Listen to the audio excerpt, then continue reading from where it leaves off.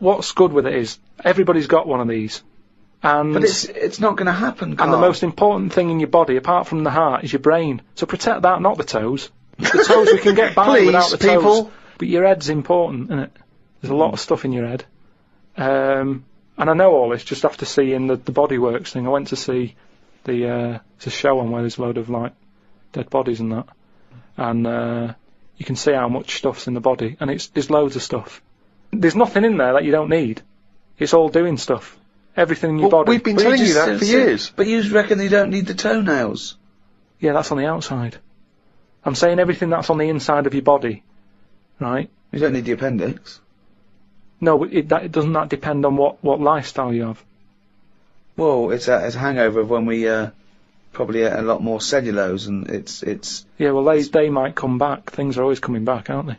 So if people start eating them again. What about male nipples? Sort of looks alright though, doesn't it? Because the chest is quite plain, so with nothing on it, you'd go, oh, what's this? It just balances it out. I think it looks alright. I think it works. So leave it. But what were we talking about? But wouldn't you rather have maybe a little like a rib cage around the testicles? Because you get a whack in them and it. Oh. Yeah, that's pretty good. Not an invention, Carl. It's not an invention, and we can't do it. But will you be able to sit down still? Because that's the good thing with them at the moment is movement. So it sort of works. But don't they say, they said something about testicles, the Bodyworks thing. Well, they're on the outside. Put yours away, Carl. You're not one of the exhibits. They're on the outside because they have to be a few degrees below body temperature for the Sertoli cells to So that's an odd design. That they had to go there because it's a bit of an odd place to have them. Where would you suggest? Dangling from the throat? Sort of. I want to redesign you, right? You can possibly do this now. This is something you can actually do, probably. You could probably have your testicles anywhere. So where would you want them? You've got a giant forehead nail. Yeah. You could have that. It probably wouldn't grow, but we could certainly have that. I just mean like, because if all it's about is temperature, you don't want to get them too hot. Yeah. Well, they're getting hot down there because you're wearing pants and what have you. So have them nearer to the outside of the body. Well, they are near the outside of the body. No, but we wear pants over them. So you wear pants over them because their testicles and polite society suggest that you don't show your testicles. Yeah, but that's the odd thing, isn't it? That's what's happened somehow. That we've said testicles shouldn't be seen. Well, then just put a hole in your trousers. If it's only about, keeping them cool, and because they're too hot, why don't you just hang them out your shorts? Because there's too many sort of seats that are shared these days, isn't there? But what I'm saying is... Well, what are you saying? Where would you put them? Somewhere like, sort of under the ears. So it sort of just looks like lobes. So you would redesign your body to have a pair of testicles hanging from your ears? And when people are sometimes talking, they do sort of mess with their ears, and they're always saying check for lumps. More handy. Does the penis remain where it is at the moment? Leave that where it is. Yeah.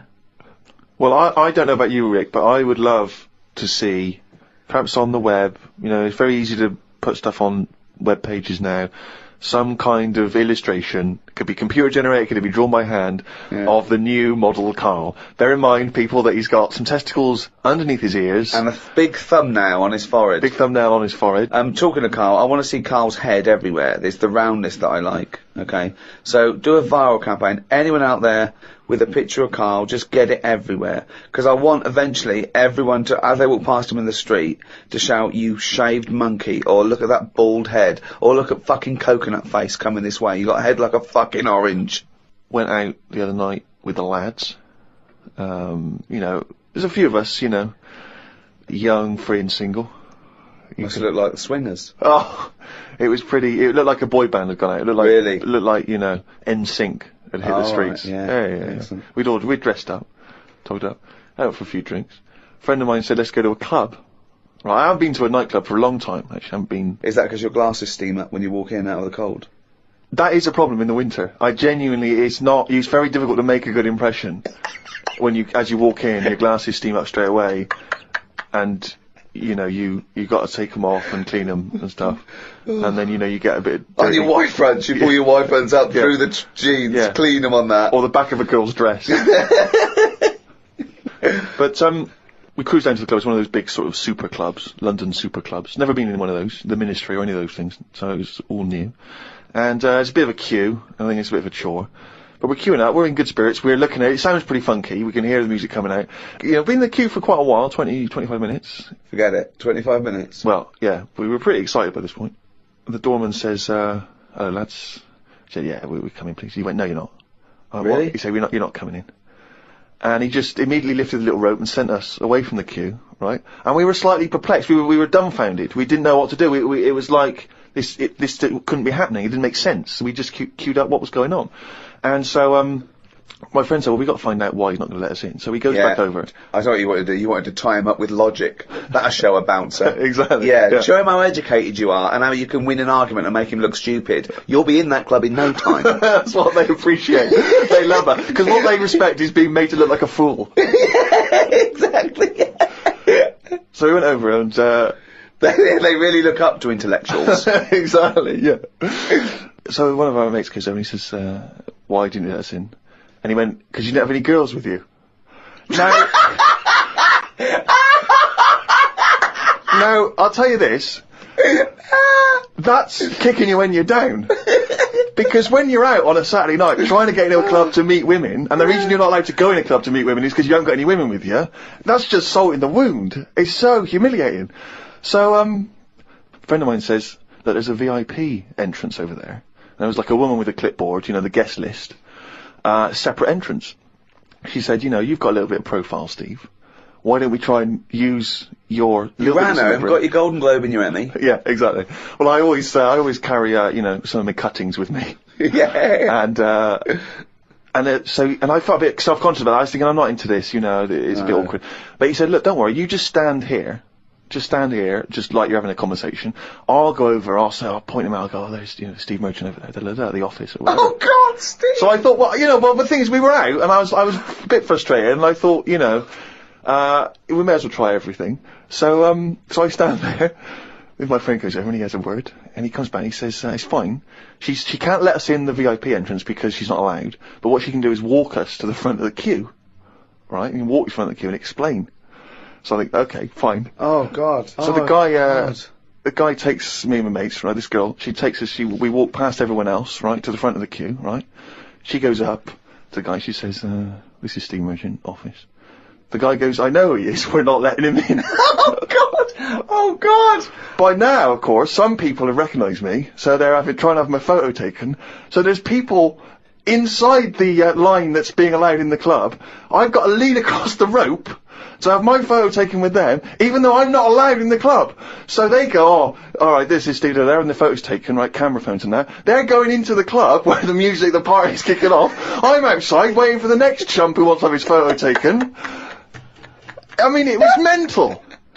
So, that's unbelievable. I was furious, and then one guy, I remember he was trying, and he goes, oh, yeah, brilliant, I love the podcast and all that stuff, I love Carl, is Carl with you? I said, oh, Carl's not out here. And his girlfriend was with me, she went, who's that? And he went, oh, it's just Steve Merchant, he does the office, he does the thing. And she went, who cares? Who are you, Bruce Forsyth? And it's that thing when suddenly I'm being humiliated and embarrassed by someone's girlfriend. I never asked for that. I never asked for her opinion on me. I'm sorry if I don't impress you, if I'm not sufficiently famous for you, but it's not my fault. It's your boyfriend who brought it up. It was like I'd gone over to her and tried to show off, and she was annoyed. So by now I was just furious. Oh, so God. I thought, forget this. Well, I was walking down the street, and there's a group of builders sitting down having a cup of tea. One of them goes, alright, Rick? I went, alright, mate. The other one went, not as fat as on telly. I went, oh, thanks. Not as fat as on telly. So he went with, well, you are fat, but you look even fatter on telly. He didn't say, oh, God, you don't look fat at all, or, oh, you look big on telly, but you don't look fat. Just went with, not as fat as on telly. And there's nothing I could say, but cheers, mate. Now, when you said cheers, mate, did you say that because you were... Because I'd say cheers, mate, because I'd be a little bit scared of them. No, I was I'd be worried about it's the like repercussions. sarcasm, and I laughed after. Yeah. So you can get away with sarcasm with working class blokes. I'm a little bit more secure with a working class male than you, aren't I? I'm terrified of them. I feel like they're going to turn on me at any minute. You don't feel confident sort of backing in a lorry driver? Terrified. Oh, right, Because okay. if I did, he'd probably lean out and just go and get your dad, mate. Yeah, not you. Fuck off, I'm not interested. Not you. Yeah. Sex on films and all that, right? When I was growing up, I'd be watching... No, just saying an example of this, really, right?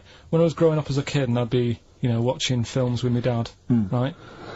He'd really be enjoying a film, right? And then a sex scene would happen. Right. And he'd go... On film? Or just behind you? In the film, a sex scene would happen. Your brother up to his old tricks again. And he'd get up and go make a cup of tea, right? Right. Typhoon? That he'd stolen from some sort of telephone box? And, like, even recently, he thinks it ruins a film. Do you know what I mean? Because there's no need for it to happen, is there, really? Yes. Why? Sometimes it's warranted. If the film itself is there's some films it isn't, though. Some films it isn't. Some films it's arbitrary. I think the films that him and his dad watched together on Channel 5, probably not. Is it only on Channel 5 in your house? But let's put it, if you're watching, I don't know, a late night, Friday night, From 1983. Yeah. Illegal Briefs. A beautiful lawyer has to defend a man who may be a killer. She falls in love with him, but does she know the real man? Oh dear. But you know what I mean, though. Lest you forget, of course, that I... Love Heat. With the bloke that is now in... Go on. Of course, that I, according to the Internet Movie Database, I once appeared in one of those films, in the film Killer Image, a Canadian film, I believe, from 1989. According to that computer... it's all wrong, isn't it? It's all wrong. It's all wrong. Of course it is, yeah. Apparently I was in that, and I played the role of Kirk. Was it a porn thing? No, I think it's just an erotic thriller. Oh, right. That I suppose you only had a very small part, though, didn't you? Indeed. Yeah. Yeah. But no, do you know what I mean? Sometimes you don't need to go that far. Say, like in this Jesus programme, right? Film. What's it called? The Last Temptation of Christ. Just like talking... You know what? What's his name? Is it Ralph in The Simpsons? Yes. I drive a kitty cat. It's like talking to that. Yeah. No, but right, this temptation thing, right?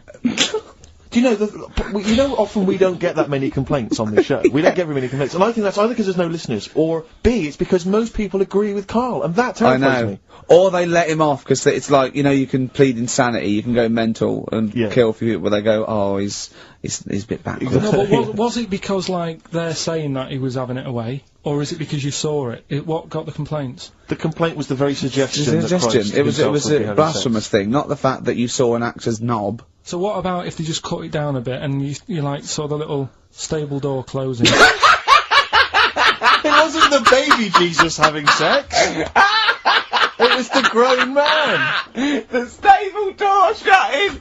No, but you know what the they do? nativity scene.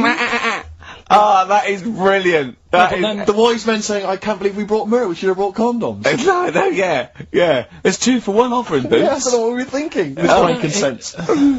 It's just that it's always awful. Should we apologise now to the Christian church as well? So it's the little Chinese fellas, little Welsh fellas, and the little Christian fellas. I haven't said anything wrong. No.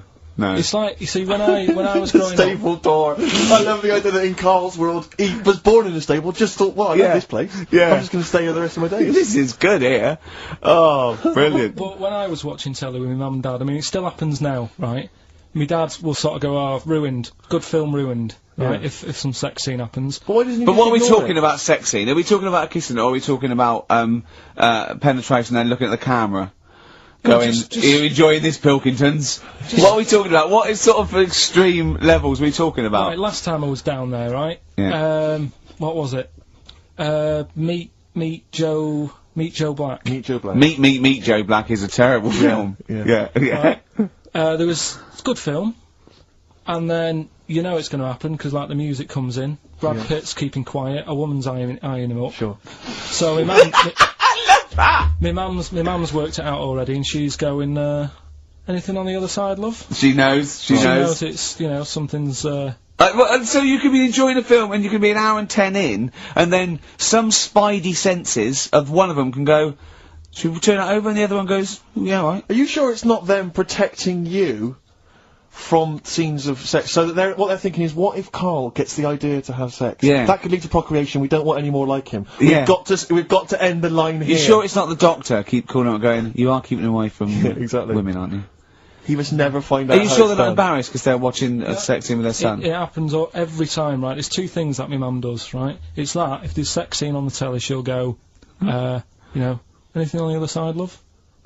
And the other thing she always says, if ever there's anything on the telly with Elvis in it, yeah, she goes, oh, I like him, right? And we all know, we sat there, we know what she's going to say next. Yeah.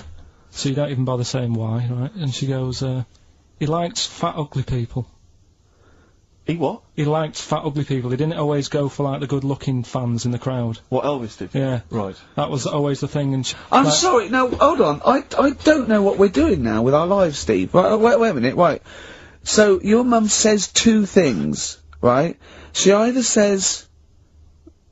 Is there anything else on the other side? Or, I like Elvis. There's a pause, because you know what she's going to say next. She says, he liked fat, ugly people.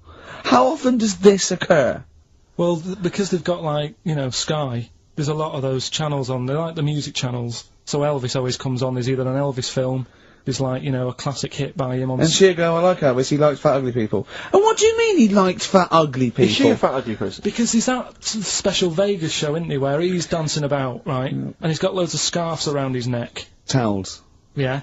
And, like, he always hands them down to the fat, ugly ones. Right. And I always say it's because they're the fat, you know, they've got a sweaty face because they can't, you know what I mean? I don't know what world they live in! I don't know how we've gone to this subject. What sort of world are you got when you're watching his face?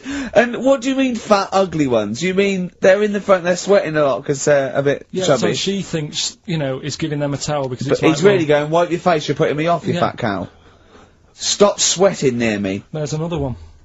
What? So, hairy Chinese kids... Yeah. Jesus. We haven't slagged off hairy Chinese kids. We slagged off Chinese. We didn't slag anyone off. We just said they really haven't got a town as such, and they wear shoes. What did we say? Yeah, little wooden shoes. And what the? I just don't know how we got onto Elvis and big fat ugly women. I don't know where we. I don't know how we sidestepped from the Last Temptation of Christ. Did you see that fat Girls and Feeders Go program? on a minute. Eh? What's Tom Petty first? Oh, brilliant! It's a great song. Breakdown. How many Tom other Petty. radio shows have talked about Last Temptation of Christ, Chinatown, fat ugly women? More than 60 minutes. Exactly. How did you meet your girlfriend? Through work. What, through her work? What, you found out and said We worked at the same place. Oh, you're right. Yeah. You're quite an enigma, aren't you? Could you give us more on that? At work. You met her at work. What, she came in selling sandwiches? She was going through the bins outside. What do you mean you met her at Why work? are you having an attack on me? You're the one who's sad and lonely. Oh, he's done you again! He's done you Yeah, but what I thought was interesting was I just scratched at him and he just went mental. Yeah, no, it's like a bear caught in a trap. It's funny, isn't it? You'll never learn. No, I was just interested to find out what the story was, because it might be a really romantic story. Well, it's not. Alright, jeez. I mean, the fact he doesn't want to talk about his love affair. I was thinking about you in the week, and like...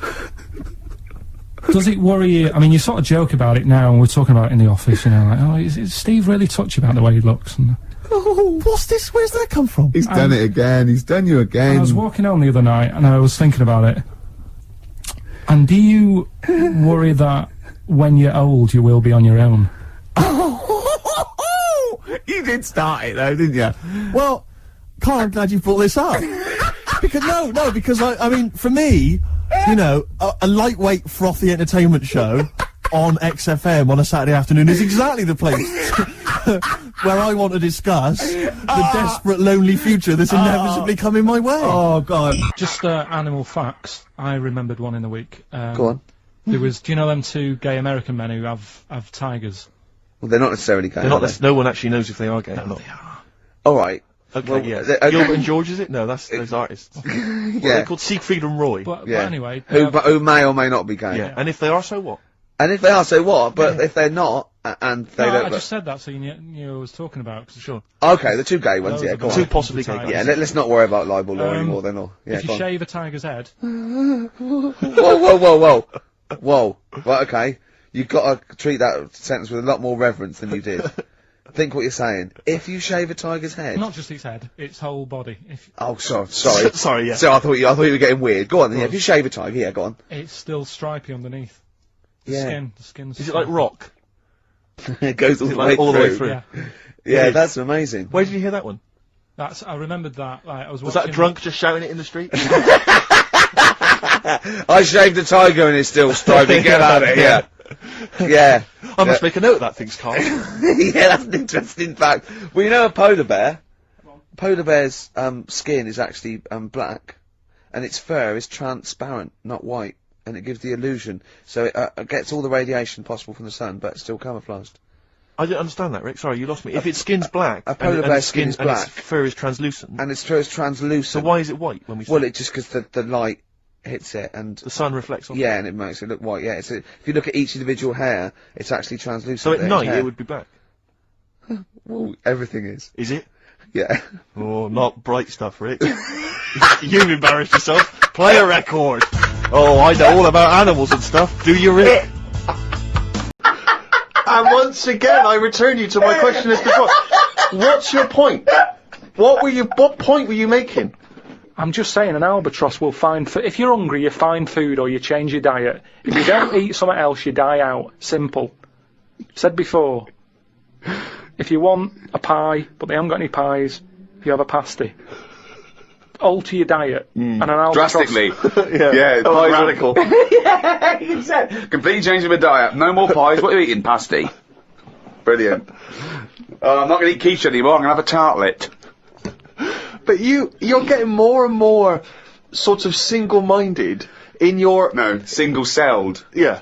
It's not, though. In your belief that everything you say has got some kind of profound implication and that no one else is listening, that we're all ignorant, we're all not listening to what you're saying. Here's another one. Go on. Here's something else to discuss. Oh, come on. This will be good. In series This will 1. be as good as E equals MC squared. The people aging backwards idea. Well, it's not an idea. They've done something on it, saying how No, they haven't. a baby has been messing about with emails. Right? Right. Oh, yeah, God! a 65-year-old doesn't know how to use email. So, again, my system works. So say if you're an old person, you're not using the internet, but you shouldn't be anyway, because you should be sort of just getting used to life as an old person. When you're a baby and you're about to die, they're using the internet. I don't know what you mean, when you're a baby and you're about to die. This is if This this is the was aging your backwards world, if it idea, was yeah. your world. Well, let me just ask a couple Sorry, of questions. that makes no sense at all. What you just, that makes no I'm sense just at all. saying that my theory... You may as well have hit a wok what I'm to saying- express that point, because they're... The pong, that would have made more sense. this is It'd be why- more profound, This is why more resonant. This is why Wendy's having a go, though, because you're not being open-minded. You're not thinking about... But we're being open-minded to good ideas, to sensible thought, to intellectual considerations. We're not being open-minded to this utter drivel. Yeah, but every invention is a bit... Who'd have thought the Frisbee would have caught on? That's not... I don't think that can count as an invention, Of though. course it is. People are paying for it. Someone said, I'm going to invent something you But can people chuck are paying about. for carrots. But they're not an invention. Because you pay for something, it doesn't mean it's an invention. No, but a man-made thing. A Frisbee, it didn't grow off a tree, did it? Someone's made that and gone, I can sell this. And people are buying it.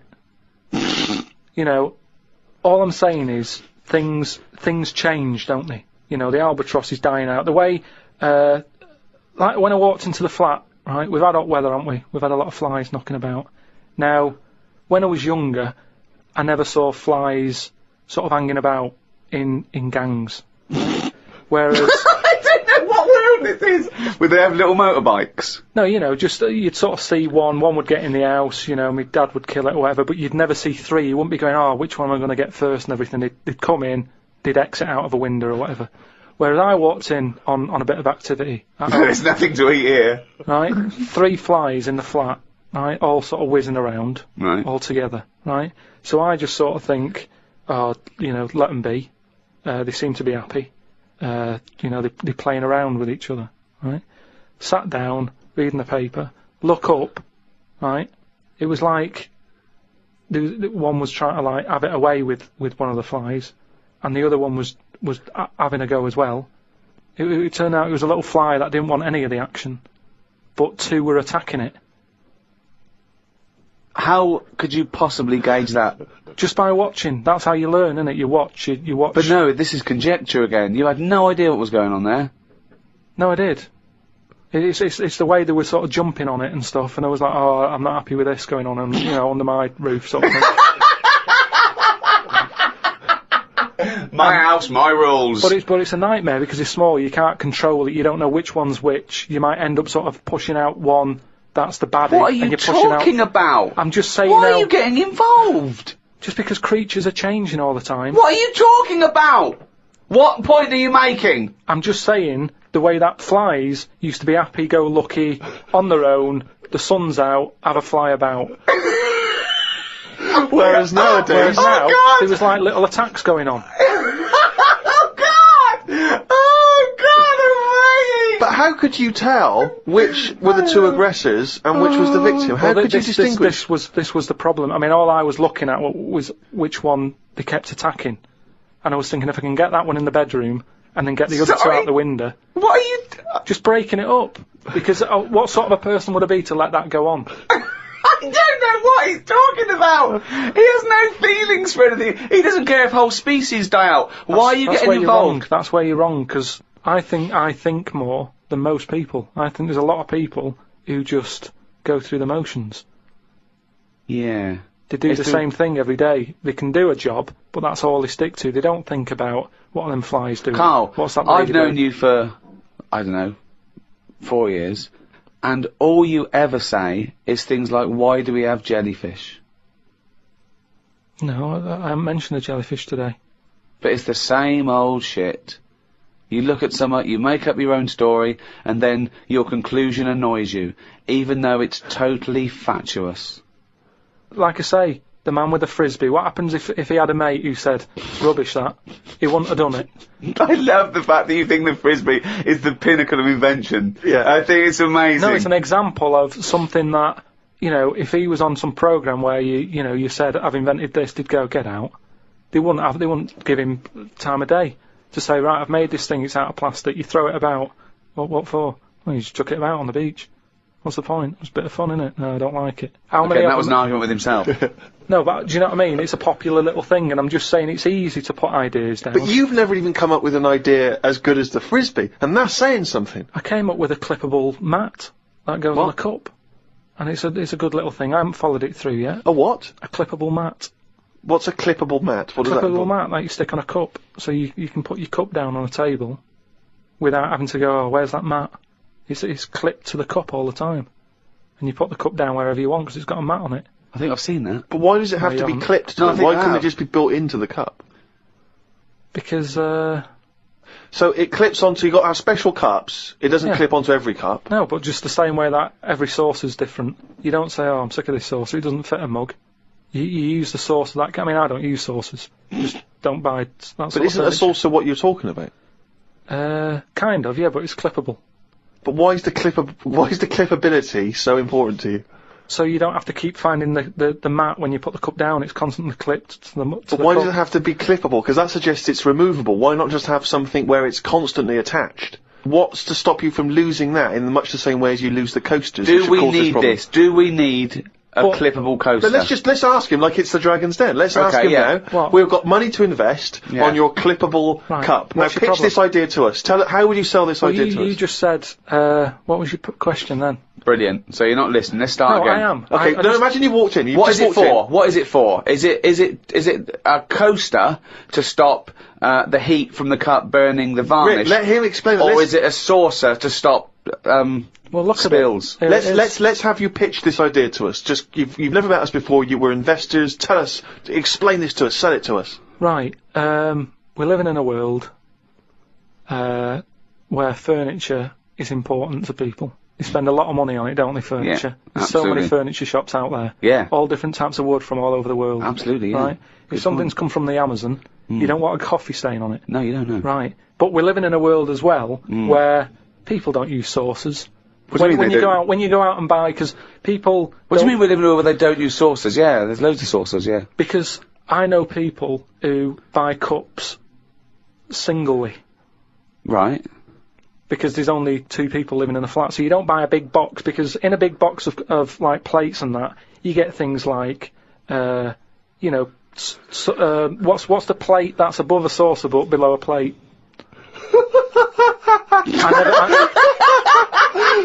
plate that's above a saucer, but below a plate. So it's a plate, but it's below a plate. But it's a size that you sort of go, what am I doing with this?